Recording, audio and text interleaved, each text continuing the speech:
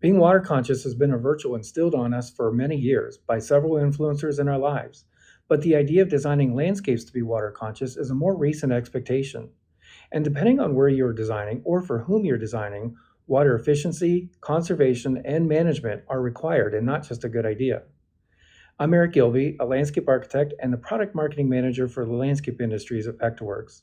And in this presentation, I'm going to introduce you to ways in which design technology, including Vectorworks Landmark, supports these water conscious approaches to designing better performing landscapes.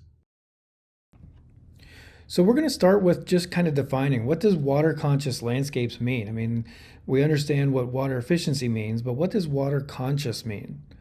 So I've kind of put together a few terms, and I think that this might be kind of interesting to kind of walk along this with me. You might actually come up with some other terms that or other examples that would come along with it. And I think that's fine. I think it's really great to kind of understand how when you're designing landscapes that have water management as its core, that you do have a lot of ideas about how this can be done. But the ones that I've come up with for today are efficiency, which really relates to water needs. So you might consider things that have high, medium, or low water needs. We're talking about tolerance. So things that might be wet tolerant, drought tolerant, or even pollution tolerant, unfortunately. And then where we're getting the water from. So if we're making use of potable water or non-potable water, those kind of aspects of the landscape can become really important as well. And then in some parts of the dynamic of where you're working, you may have to deal with rain or storm water, and how do you store it? How do you slow it down? And how do you clean it up? So those are some things that I'm going to be covering today, all relating to water conscious. So the things we have to think about where water is concerned. So starting off, we're going to go right into efficiency and factoring in water needs. Now, interestingly enough, we've been talking about this for many years. And by many years, I mean at least 10 or 12, maybe even 13 years, I've been talking about it. But this idea of understanding how landscapes have specific watering needs, that's not something that's kind of a stretch. We all understand that whenever we're proposing landscapes, especially plants, that there is a water need to that aspect of the new landscape. But there's a lot of documentation out there now. Back when we started talking about this, there weren't a lot of resources for us to consider about what we need to do where it comes to water needs and how we supply that and how do we try to manage that in the most appropriate way. So you'll see a bunch of examples listed here, and there's probably far more examples that you would see in your own region of where you're practicing. So I really recommend that if you have a chance to dig into the place where you are practicing and do some searches for water efficiency resources, that you're going to find a good amount of information to help you along this way. So when we're talking about efficiency and factoring in water needs, designing landscapes with sustainability in mind is not really a preference anymore. This is really starting to become an expectation. And this could be by the client, the jurisdiction, the ordinances that are out there in the jurisdictions where you're at, tax incentives, just places around close to where I'm at where there's tax incentives for doing the right thing where water needs and water efficiency is concerned. And so I would highly recommend if you have a chance to check those kind of things out, it'll really help you when you're trying to prepare projects for your clients. So in a water budget, and this is a term that we're going to get into a little bit deeper here shortly, this is really the idea of how there's a need for water. It's considered the plant factor or its landscape coefficient. There's a lot of acronyms that kind of go along with it, such as PF, KL, or KS. So it all depends on the water budgeting process that you're starting to consider. There is a water requirement, and that means that there's a need for water. What is that need? And in many cases, when you're trying to do this mathematically, it's referred to as a water needs factor, or that digit, that number that kind of relates to this. So oftentimes in term sense, we refer to water needs as being low, medium, or high. Now that can get translated to the numerical things that we were just talking about, those factors. So here's a couple examples that you can look at. One is from EPA, another one is through LEED. You'll see examples where some of this information can help you understand the mathematical side of plants or other kind of landscape objects water need. So this is one of the things that we can make use of in a mathematical equation when we're talking about water budgeting. But this is something that we're definitely going to get into in a little bit, but I think it's important to get to know how this water needs is going to play a part in the rest of your planting design process. So where do we find this information about a plant's water needs? Well, for many years, we have this ability to get into what's called plant databases. And so sometimes you might find plant databases built into the software that you're using. Maybe you have your own plant database. It's standalone or web-based. We have an example here called Plant Master.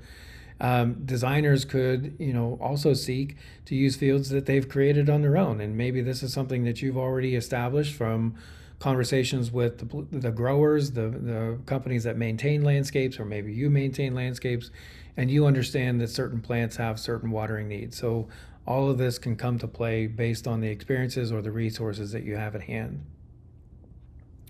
But getting that data, so if you didn't already have that data, how can you get that data? So beyond the idea of a resource called a plant database, where else can you find this? So, your state extension services, or if you're in another country, maybe there's other resources that you can tap into that really talk about water needs on plants. It's really kind of indicative that, the organizations that you might look to for plant data resources might also share with you what that information is about plants and their water needs. So you can certainly go to resources like that. And you'll see here on the far right, EPA here in the US actually does have an example of what plant is best based on what you're looking for. And this one happens to be looking at Illinois. So you could do searches like this to find what's the best plants to plant in my region. And some of that might be conservation-minded plants. So you want to kind of take a look at those. In California, there's a regionally relevant resource for them. It's called the wool coals. In fact, in many cases, this has kind of evolved over the years from something that you could print out to something that's online. And we're going to take a look at that online version here shortly. But they do have this understanding of not just the hardiness zones. They really rely on things called climate zones. And so the wool coals data really calls into play where are you placing this plant, because that climate zone is going to have a different effect on that plant's watering needs. So it can get very specific. And I know a lot of designers in the California area who kind of know this by heart already, but in some cases, if you're new to the area, you got to get aware of these resources really quick so that you can become aware of how specific plants perform based on the climate zone that they're being proposed in. So, conveniently enough, the UC Davis California Center for Urban Horticulture does have a resource to help you. Now, if you are in the California area, you might even be able to get some information if you're looking at some places that are like the California climates, but I would say that this is probably most useful for those who are in California. You can do a searchable database, and this allows you to go right in and start to either find plants themselves, or you can pick a region and understand which ones are best for that region. So here's a little video that kind of demonstrates going into a certain area. So we're picking Pasadena at the moment. And if we're looking at Pasadena, we can see some of the other areas in this region, maybe something else, but we'll stick with Pasadena. Maybe we want to look for rosemary. That seems like a pretty standard plant for a lot of places around our US, probably even some other countries.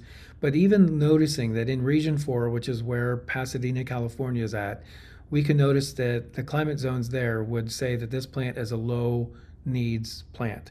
But you put yourself in Regions 5 or Region 6, where probably the exposures are a lot higher and it's more desert-like, it may need a lot more water. So that's one of the reasons why they're referring to it as more moderate. So this is a really great example, and I think that it's pretty cool to see resources like this. It would be great to see other places around the country and around the world actually taking on some of this capabilities, because making the choice easier for when you're trying to pick the best plant for the site, these resources can be really important. Now, what do we do with this data? So how does this help us in our digital design process? So you can get this information and you can put it into a database that you might be using. In this case, we're looking at one that is being used by Vectorworks, where there's an in software plant database, but it also gets related directly to a plant object. So, but if it comes to the database, that it's easier to put it on the plant object. So once you found this information, if it wasn't already on that plant record, you could put it in. So now that you know it's low, you could go in there and put low. You could put the factor on it just so that you understand if there's a numerical need, you have it there as well. So you've got the textual and the numerical need. Okay, then the next goal is that you would get that information from the database directly into your plant object. Now this is given the idea that you might have software that allows you to design with plant objects or plant symbols that can carry this data. If you don't, then maybe there's a way of adding another tag to it so it kind of holds that information a little bit more. But ultimately, maybe your goal might be to get into software that is more suited to be able to carry this data, because once these objects have it, that means that they can report it back out, and that means that if you're trying to do a report on all of the water needs in your planting plan, that you have that information readily available because the symbols are telling that story.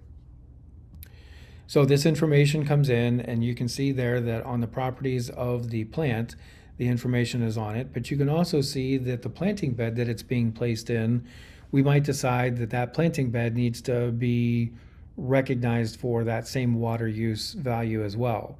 Well, if you notice, the planting bed is actually taking on a second role. So there's technically two things there that look like the planting bed. One is the planting bed, but the other one is actually a polygonal shape called a hydrozone. And the hydrozone in this case is really just mimicking that plant bed shape, but it might change, so you might divide it up a little bit. But in this case, being able to make sure that the hydrozone that this plant, this rosemary, is being placed in agrees with the hydrozone. And so in this case, you might see that the water use for the hydrozone is 0.3, and since rosemary looks like it's somewhere in the 0.2 or in the low value, it's still within range. So this is a good plant to plant in that hydrozone.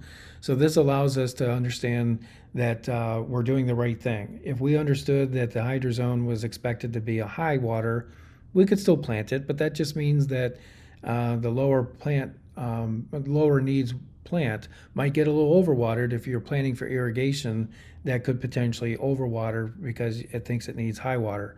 So you really want to try to keep your hydrozones consistent with the plants that are in it. One thing we also know is that if you plant a plant in there that should be low and you plant in a medium or high, that automatically kicks up the rest of the hydrozone to whatever that level is. So you want to stay consistent if you can. So that kind of gives you the basis. Now we're going to get into the water budgeting and how technology can assist. But one of the things you'll start to learn on is some of these terms that we've started to talk about. So a water budget is just like a financial budget. The only thing different is that we're talking about water numbers instead of money numbers. But let's consider it this way. There's kind of like this give and take. There's the ability to understand what you have to use.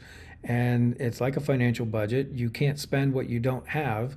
Well, technically, we know some some budgets will have those kind of funny business going on. But in the water business, you can't use water access or sources that you don't have. So you have an understanding of what your allowance is, and so you want to make sure that whatever you're planning on using fits within that allowance. Okay, so I put up this funny little image because what we'll notice real quick when we're starting to look at water budgets is there's a lot of alphabet soups going on here. There's a lot of letters, numbers, and things like that go on, and it can become really confusing. You might decide that you don't want to do all of this because it does look like alphabet soup to you and you just don't want to get into it.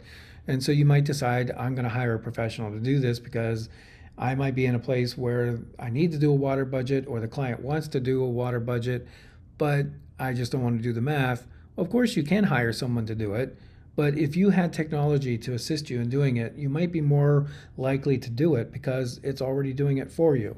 So this is one of the things that we're going to talk about today. So just getting some of these terms understood. Why do we have to even talk about the alphabet soup? Because when you look at a water budget example like this happens to be the EPA WaterSense water budget. And this is the basis for many of the lead and sites requirements that you have for water efficiency. This is telling you all of the alphabet soups that you need to know. They give you a lot of the terms there, what the terms are, what do they mean, where can you find information that helps you figure out what that is. And we'll get more into the EPA water sense in a little bit, but just to kind of give you this understanding that the terms are out there. If you're not familiar with them, there's resources like the EPA water sense or like the California MWILO ordinance, where you can find the information there about what those terms mean and how that relates to your proposed landscape. So some typical information that we need to know is what's the baseline? What's the amount of water that the site can expect to get? If it's just a normal grass-seed area, not really any other kind of landscape treatment whatsoever, that is what would be considered the baseline. Okay, so any of the calculations for the water sense water budget kind of gets based off of that. And then you understand what the local reference evapotranspiration, or the ETO, is. And this is the amount of water lost from a well-maintained expanse of average height green grass surrounding soil. So that means when the water is coming to the site, you're going to lose some of that moisture through just regular evapotranspiration. It's going to get evaporated through the plants.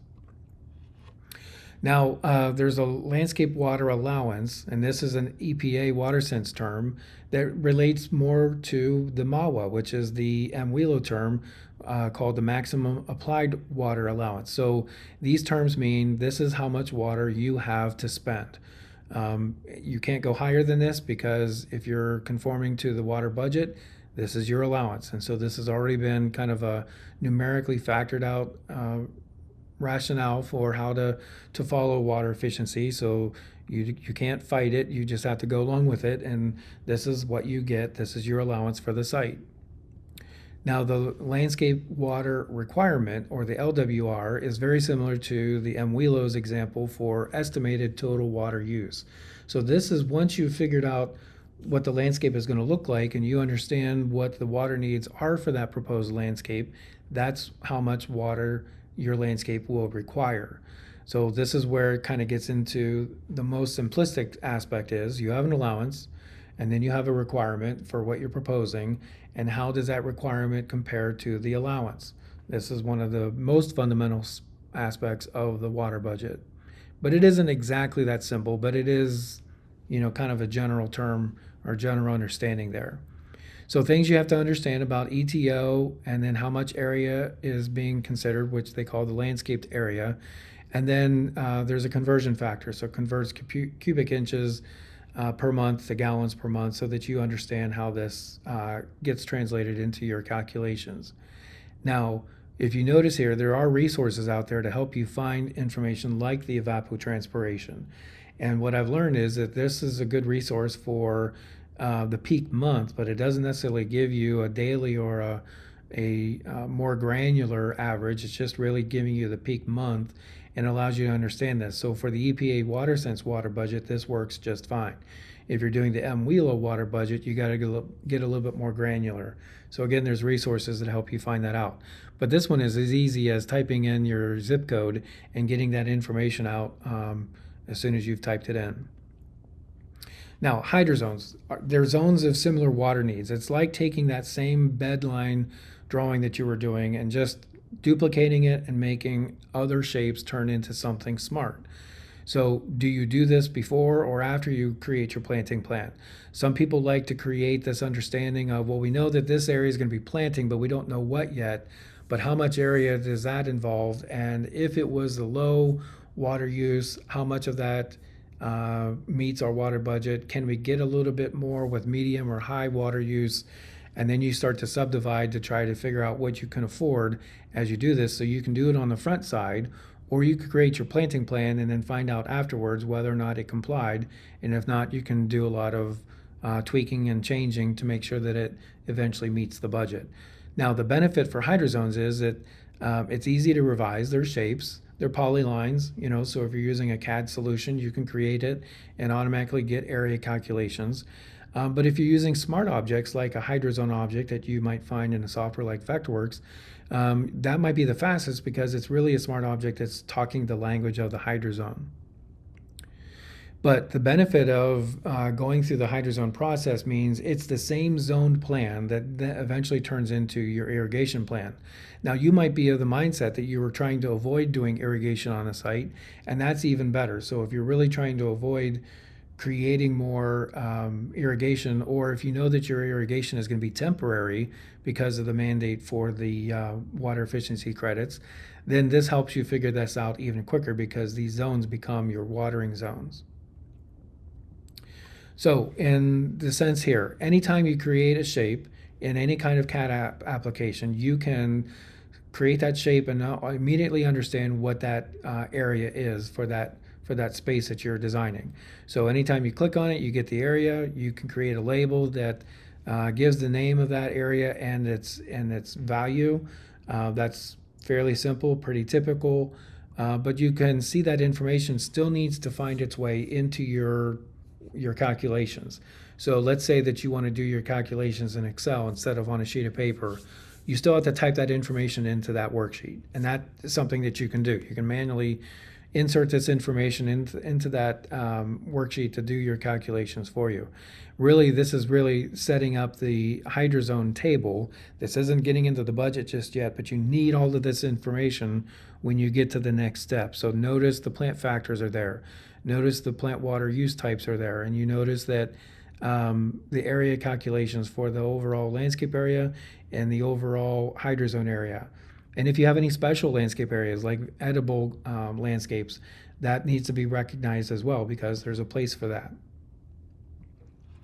A hydrozone table can be reused as a foundation for the water budget, which makes it even better because you don't waste any time by making these things. The only thing that you have to consider is that any changes you make to the plan needs to come back into the spreadsheet to make those changes there. And we'll get into another efficient way here in a second. But this is one of the things that you'll know is that that plant or that water budget, the hydrozone table eventually becomes your water budget. So you'll see that the hydrozone table didn't go away. It was just added into the worksheet or the spreadsheet that allows you to calculate the rest of the information. Now this example is for the California MWILO calculations. You can see that a lot of the information that's needed beyond the data from your hydrozones is in this worksheet as well. So Excel sheets and other spreadsheets can certainly manage the calculations. In fact, I'm going to recommend that if you are going to lean on the Excel side of things, that you take a look at what's available to you where the EPA or the California water budgets are, because this will really kind of give you a basis to fill in the blanks. Instead of you trying to recreate the forms, just use what's already been made out there and fill in those forms. Because like in this example for the EPA WaterSense water budget, you are doing the exact same thing you do in an Excel spreadsheet, but it's going to do something with the numbers beyond, and you don't have to think any more about it other than putting in your data. All right, and then so you'll notice here that once you put the data in, it starts giving information out. So I did a quick example on one of the projects here, and you'll see that it gives me some information, and it says that I'm using 73% of my allowance.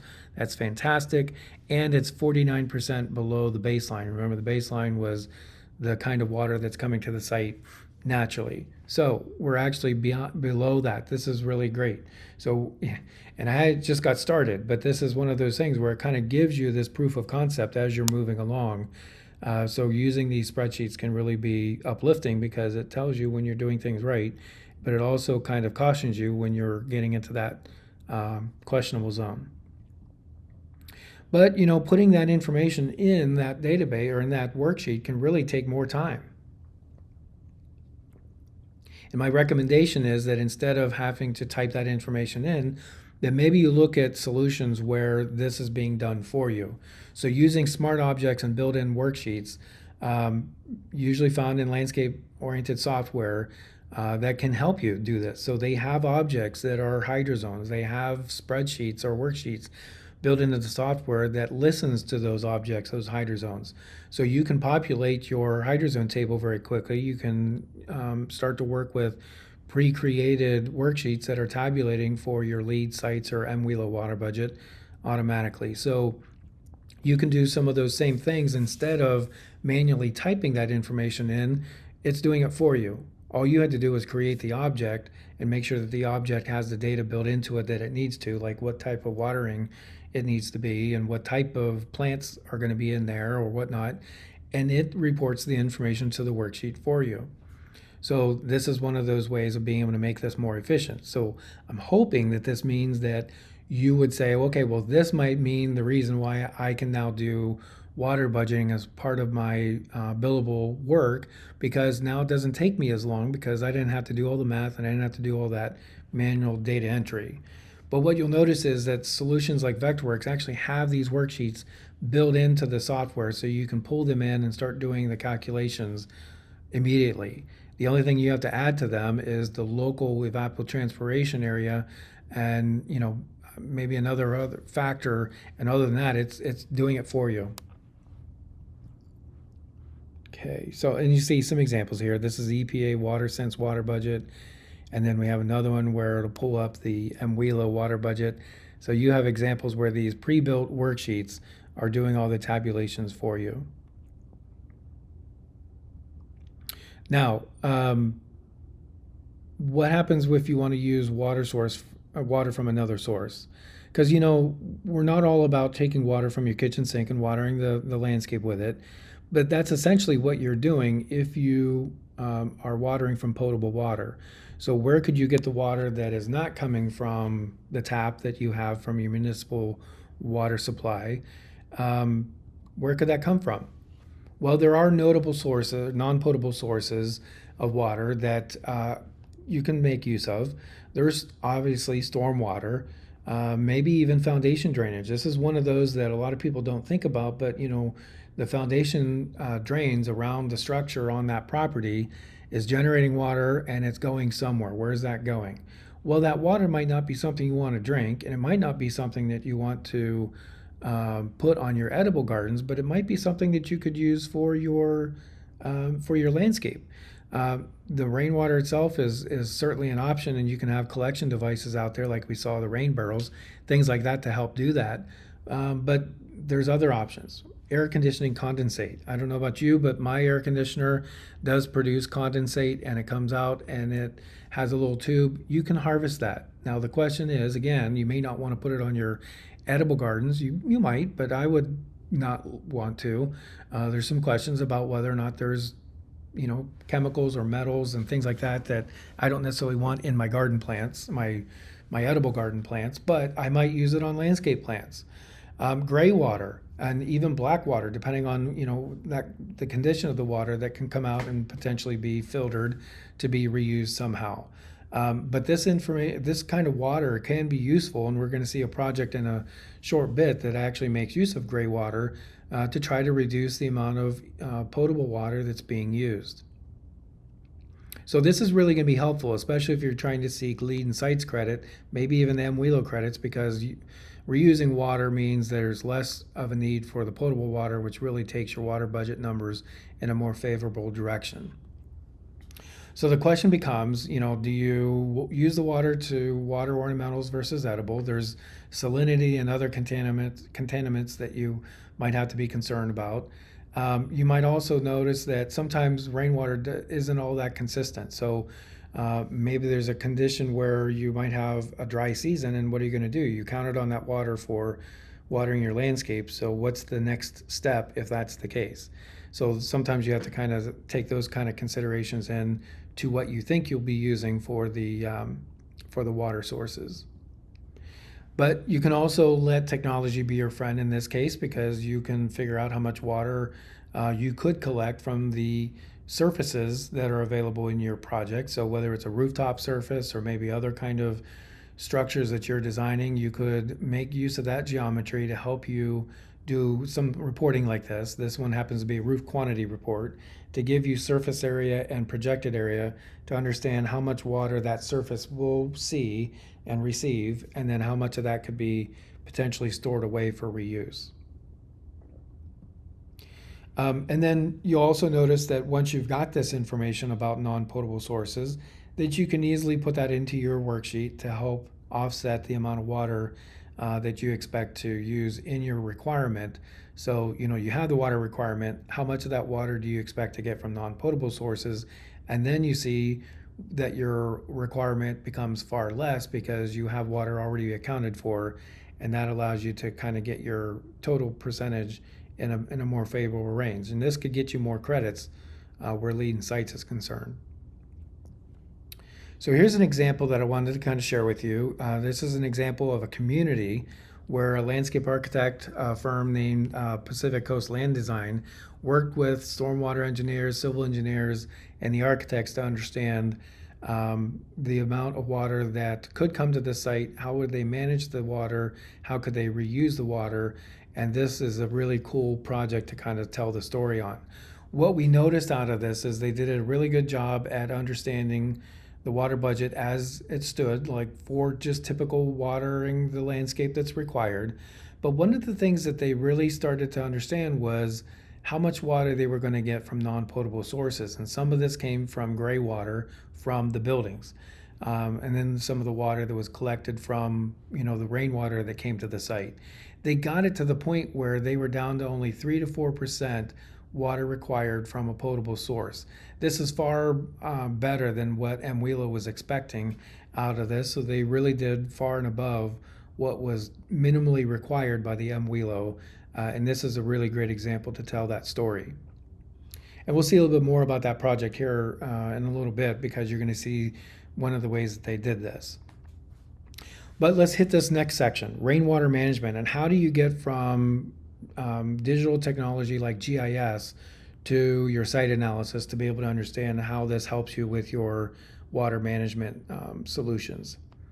So one of the things that we understand about sustainable sites is that you could be involved with site selection. If you are involved with site selection, you want to make sure that the sites you pick are doing a few things. You're protecting floodplain functions. You are conserving aquatic ecosystems. You're making sure that this is not going to endanger other endangered species and things like that. You're really trying to help sites that aren't already in really great condition. You're trying to help the sites that are in poorer condition become better. So here's an example where an urban site in DC was being considered. Using GIS, they were able to figure out, well, we're right beside the Anacostia River. I'm sure there's a flood zone for this Anacostia River. What happens if things from our site gets into the Anacostia? Or what happens if the Anacostia comes to our site?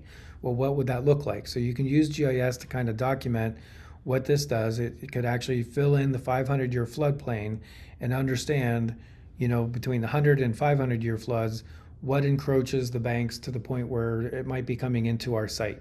So here's an example. If you feel like the uses that you have in your site would be threatened by this, it's a two-way street. Like, just because it comes into your site, you might also pollute that water because it's now come into your site, and then it's going to get carried away, and then that water quality has become subjected to whatever you were doing on your site.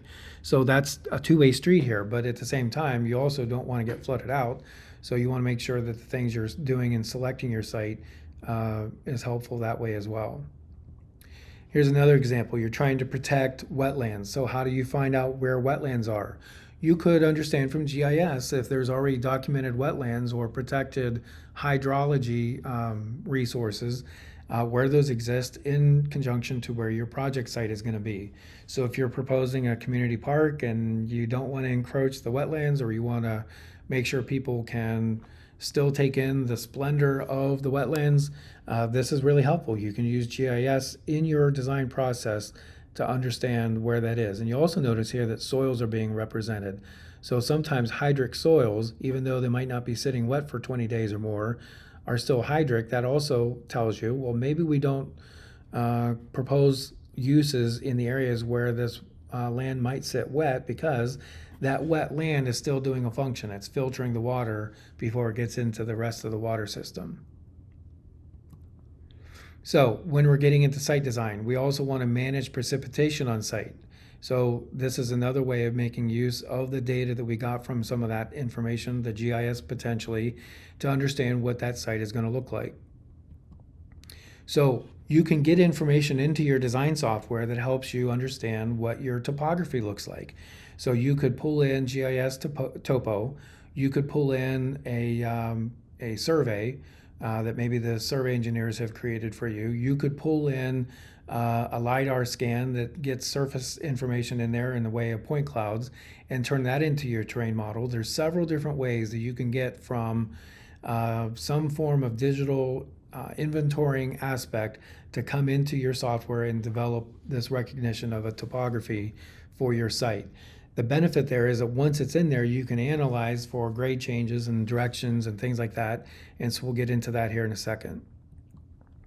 Here's an example where we will take topo lines. So let's say it came from 2D CAD or even GIS. The information would be on those lines about what their elevations are. You could convert those to 3D polygons and then turn that into your terrain model. And once you've done that, you can see the examples of how that gets translated into a terrain surface. In this case, it's a 2D representation, which is a contour plan of the terrain surface, but it's ultimately helping you understand the elevation changes in a graphic way. In the 3D sense, you can also view this, and we'll see that here shortly. But once you've done that, maybe you decide, okay, I've got an area where I really want to propose this water retention or water quality basin. So we want to make sure that this is not harming the rest and, kind of making use of the topography. So we've got the top of pond in the outer red kind of shape there, and the bottom of the pond on the inner red line that's being shown there. And then the blue line that's kind of surrounding it all is the place where it says stop grading. This is our limits of grade. So this allows us to understand in our plan sense how much space we think we need to take up to put this pond in. Okay, so then the terrain surface readjusts. So this is being done in a landscape software like Vectorworks. You can also do it in Civil 3D, some applications like that, where you can then understand what the regrading of the site looks like. In this case, you see the blue lines are the new contour lines, doing that kind of dip down in to make that retention pond. And then it also gives you information like cut and fill to understand how much soil had to move to be able to make that happen. The other thing that you'll notice is that you can see which way water is being pushed. So a little blow up here shows you that water coming from certain areas on that surface right in that area will be either pushed into the pond or maybe not. So the red arrows are what it was doing before the pond was there, and the blue arrows are doing what's going on after the pond was there. So there's a little bit of directions kind of pushing it into the pond, which is favorable. Okay, you can also do slopes. So what's really important there is that we want to protect the water quality. So erosion is a concern because if you need to affect the surface of the ground and you didn't protect it well enough, it could erode into your water. So you want to make sure that the slopes that you're introducing did not create a slope hazard. And you can see here through a slope analysis done on that same terrain that this can help you do that.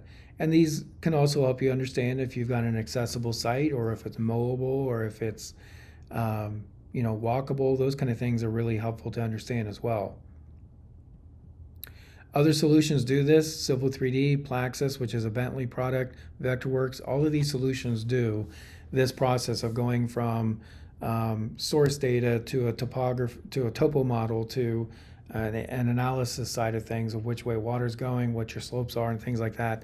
So it isn't just the solutions that I'm familiar with. You can also see this going on with other software as well. So visual analysis, it's also good to see that in 3D. What's this really going to look like? So whether you go with the wireframe view where we just saw where it kind of looked almost cartoonish to maybe something like this that looks more photoreal, you have examples that help you visualize this for the customer as well. Now, we're rounding the later part of this presentation, and one of the things that you'll notice here is we're going to get into 2D, 3D objects and how they realize water management. Now, this is really cool because a lot of times we hear people talk about 2D doesn't necessarily, or 3D doesn't really make sense for them if they're not getting paid to do 3D. Well, in many cases, I would really implore with you to consider doing 3D for many reasons.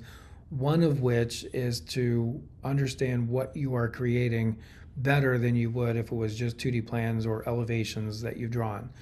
And one of the benefits we'll see out of this is that there's a lot of objects that now become more real, and they've actually helped you to understand what this is like by doing this. So here's an example where a landscape architect, along with Copenhagen University, did some research.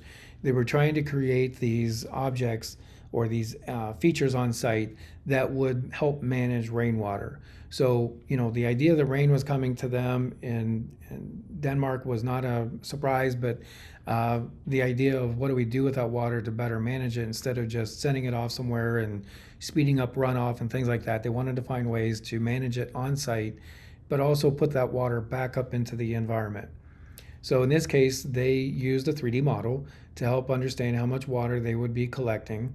And then that 3D model also helped them through the rest of their calculations as well to understand what water they were managing. So this little reenactment gives kind of a visual study of how that water is coming down the rooftops. That water enters the collection gutters and pipes, comes up into the structure that they're designing, fills it up, but then it also kind of percolates into the wall itself, and then that water evaporates into the air.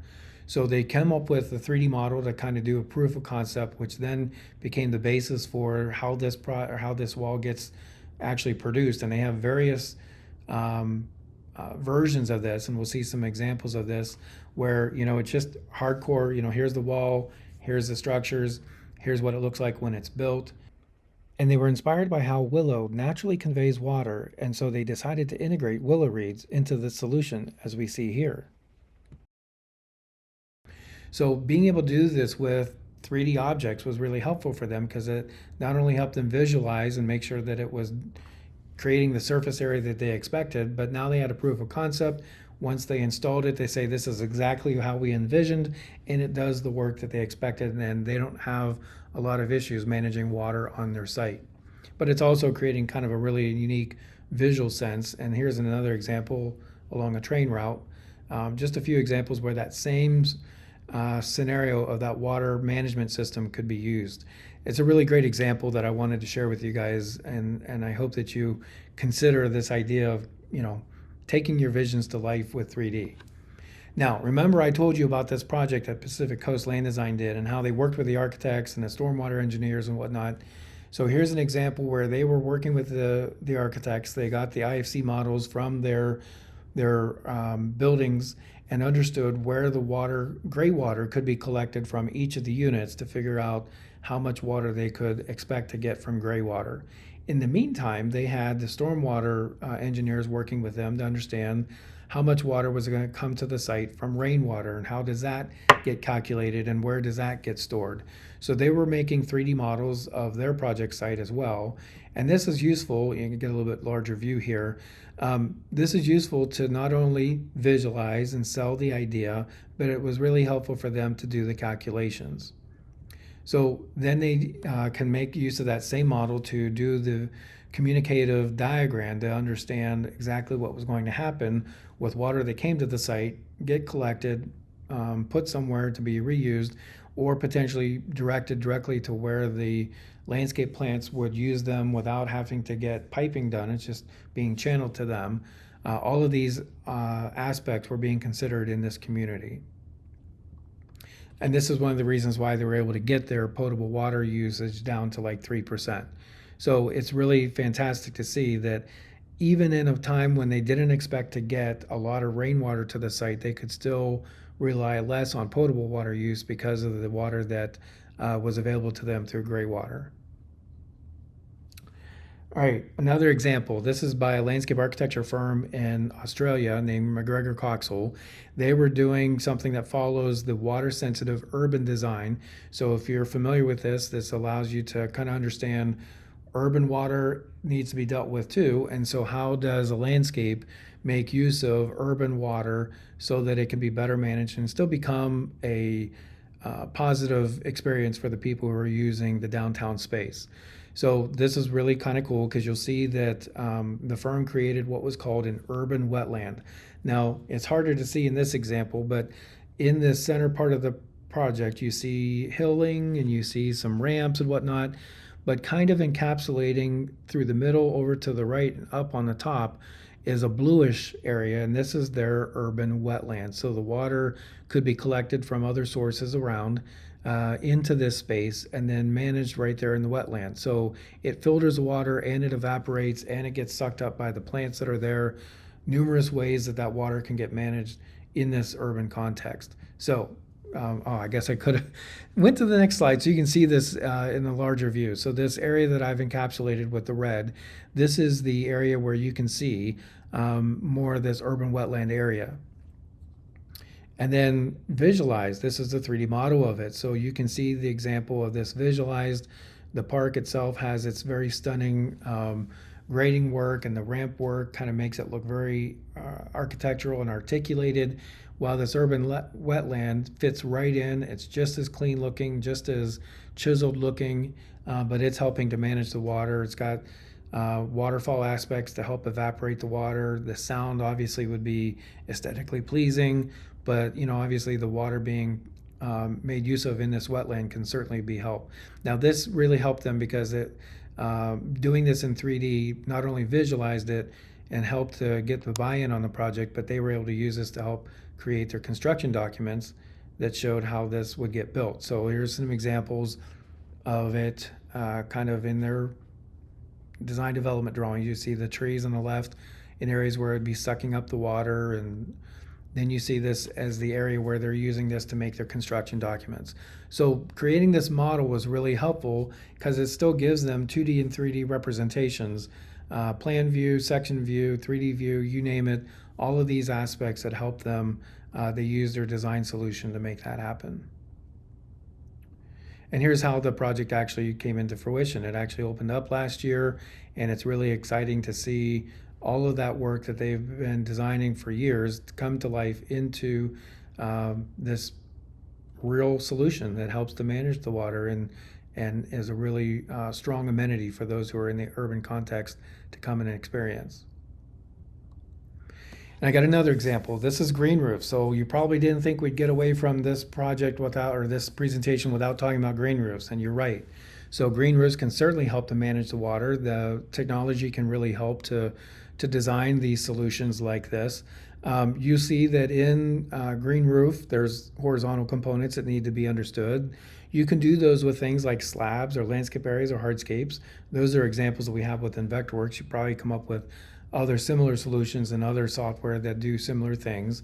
But that helps you to get area and volume calculations, and it also gives you a 3D perspective, and like the other drawings, it gives you section details. So allows you to kind of see more in detail what that green roof would look like in a planted or in a plan view. Get that data out of it that we're talking about, the area and volume calculations.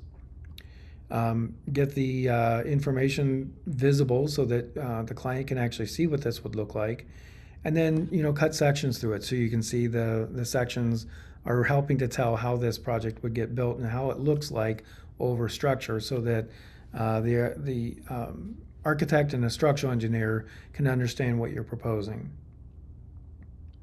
Now, another example is rain gardens. So if you're designing rain gardens and how do you get the water to the rain gardens, here's a great example, making use of your digital terrain model that we were just talking about. There's site modifiers that help you make swales, and then there's those pad modifiers we were talking about before that help you with water storage. And then obviously the plants and landscape areas can help. So here we see an example where the grade network is actually helping to push water into the area where we want the water to channel. And then we see the pad modifiers are doing their work to create that retention pond.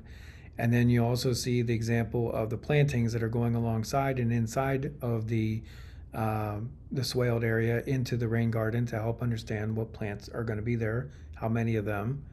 And then the 3D concept allows you, or the 3D view allows you to kind of see that come into life on what's this really going to look like when it's installed. That concludes the session for today. If you have any questions, I welcome you to contact me at the email shown here. Otherwise, I look forward to hearing from you at some point in time about how you have managed water conscious landscapes. So again, thank you for your time.